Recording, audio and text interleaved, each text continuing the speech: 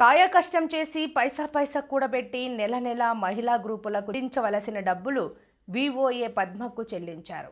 బ్యాంకులో చెల్లించవలసిన డబ్బులు చెల్లించకుండా తన అవసరాలకు 17 లక్షల రూపాయలు వాడుకున్నారని శ్రీనిధి మహిళలు సంఘం సభ్యులు ఆందోళన వ్యక్తం చేశారు. హనుమకొండ జిల్లా ధర్మసాగర్ మండలం సిరి గ్రామైక్య సంఘం సభ్యులు శ్రీనిధి సంస్థ నుంచి 25 సంఘాలున్నాయి. ఎన్నోసార్లు ఉన్నతాధికారులకు చెప్పినా పట్టించుకోలేదని ఆవేదన వ్యక్తం చేశారు. మాకు న్యాయం చేయాలని కోరుతూ హనుమకొండ జిల్లా కలెక్టర్ ప్రావీణ్యకు వినతి పత్రం అందజేశారు. ఆమెపై చర్యలు తీసుకోవాలని కోరారు. కమిటీ మెంబర్లు వేసింది మన రికవరీ కోసం అని వివోఏనే మమ్మల్ని కమిటీ మెంబర్గా నిర్ణయించింది. లెక్కలు జరిగే సమక్షంలో మమ్మల్ని అందరినీ కూర్చొని మీరే చేయండి లెక్కలు ప్రతిదీ అని బుక్ ఎవిడెన్స్ తోటే లెక్కలు చేసినాము. దాంట్లో వచ్చిన లెక్కలు ఒప్పుకొని కడతా అని చెప్పింది. మళ్ళీ మాకు లీగల్ నోటీసులు పంపించడం జరిగింది. దానివల్ల ఇప్పుడు మేము అందరం కష్టపడి కూలీ చేసి కట్టుకునే మెంబర్లం మేమందరం. అలాంటి డబ్బులు ఆమె స్వాహా చేసి మళ్ళీ తిరుగు మా మీదనే లీగల్ నోటీసులు పంపించడం జరిగింది.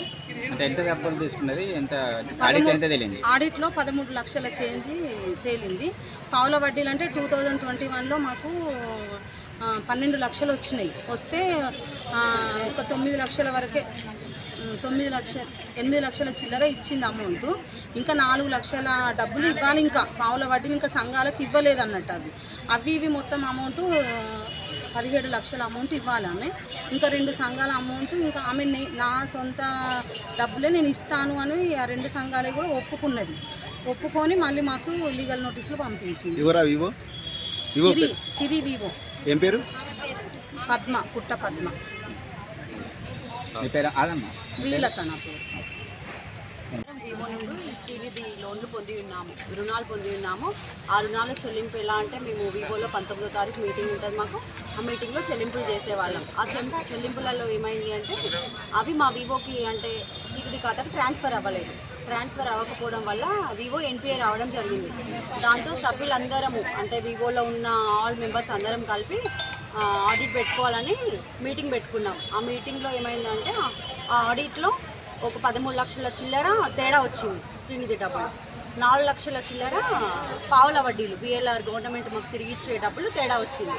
ఆ డబ్బులను వివోఏ పద్మ గారు తన సొంత ఖర్చులకు నేను వాడుకున్నాను, నేను తిరిగి వివోకి చెల్లించేస్తాను అని చెప్పేసి మాకు తీర్మానం రాసిచ్చారు.